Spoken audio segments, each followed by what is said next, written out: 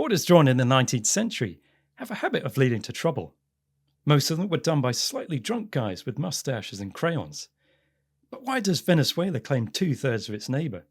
And why does it allege colonial skullduggery behind an obscure 1899 arbitration at the heart of its case?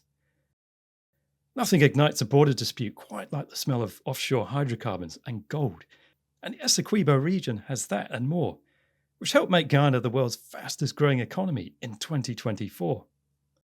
But naturally, the Venezuelans claim there is more to their case than Guyana's abundance of resources. They say this is about principles and trying to right a wrong that goes back nearly 200 years. So let's unpack this. Like many border disputes around the world, this one can be traced back to colonialism, as both countries inherited this kerfuffle from Britain and Spain respectively. The Spanish claim goes all the way back to 1494, where the two Iberian powers, very sportingly, divided the world between themselves. This effectively gave Spain free rein in the Americas, but Portugal's expansion of Brazil highlighted just how futile policing this treaty actually was. The British claim was inherited from the Dutch, who had become French allies at the time, and consequently Britain thought it was fair game to nab some of their land accordingly. These lands were later consolidated into British Guyana. The Brits eventually thought it would be worth putting down a border and got a freelance German botanist, Robert Schomburgk, to demarcate a boundary between British Guyana and Venezuela, which had just broken away from Gran Colombia. While the imperial powers were very good at looking at maps and claiming stuff, they weren't always so keen on actually going off the beaten track and exploring.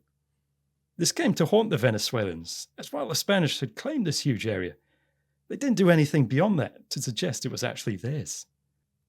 After years of exploring Guyana's wilderness, Schomburgk outlined his proposed border in 1841, and it raised eyebrows. The Venezuelans may have thought it was just the Brits having a laugh. The British border went way past the Essequibo River, which the Venezuelans still claimed to be the true boundary. Schomburgk's line also conveniently put the area's gold mines and future offshore oil reserves into British territory. Venezuela was stunned. Robert Schomburgk was later knighted by Queen Victoria for his impartial service.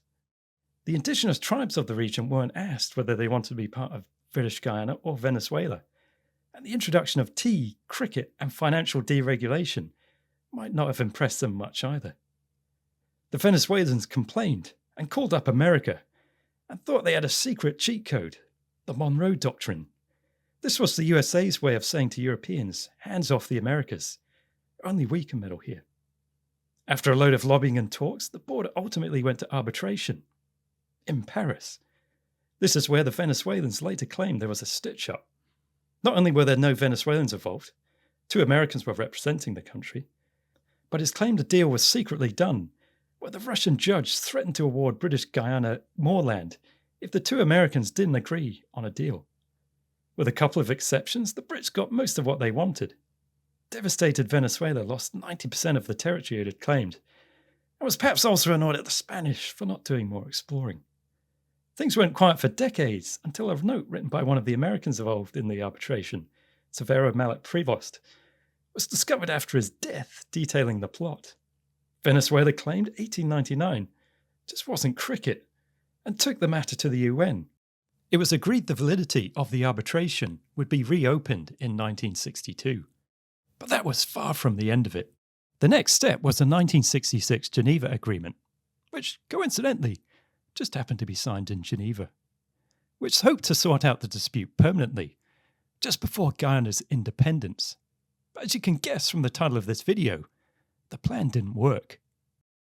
But all of Guyana's gold, bauxite, diamonds, and offshore oil just over the border was beginning to grate on Venezuela, who felt like they had missed out on the jackpot. In 2023, Venezuela ran a referendum to decide whether to annex the contested region. As what if referendums ever failed to resolve highly complex geopolitical questions before? The matter is now before the ICJ, who will make a final and binding decision on the 1899 arbitration and border. But this might not arrive for another couple of years, further extending a waiting game that has dragged on for nearly 200 years. Thanks very much for watching.